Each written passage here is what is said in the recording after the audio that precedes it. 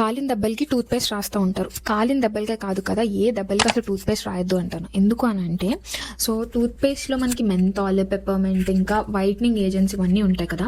Skin పైన apply చేయగానే అది కొంచెం మనకి చల్లగా అనిపిస్తుంది అనమాట. సో అందుకని ఆ హీట్ నుంచి మనకు కొంచెం రిలీఫ్ అనిపిస్తుంది కాబట్టి టూత్ పేస్ట్ రాస్తాం. బట్ అది రాయడం వల్ల చాలా అయితే ఇన్ఫెక్షన్స్ వస్తాయి, ఇన్ఫ్లేమ్ అయిపోయి మన టిష్యూ పాడైపోతుంది అక్కడ.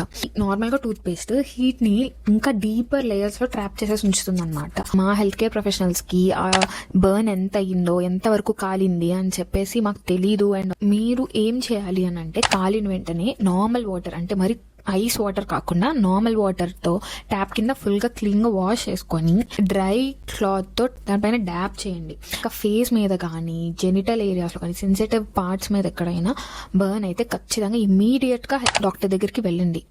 సో చాలా జాగ్రత్తగా ఉండండి అండ్ మీ ఫ్రెండ్స్ అండ్ ఫ్యామిలీకి కూడా షేర్ చేయండి. ఆల్సో ఇలాంటి మోర్ హెల్త్ కంటెంట్ కోసం నా పేజ్ని ఫాలో చేయండి. బాయ్.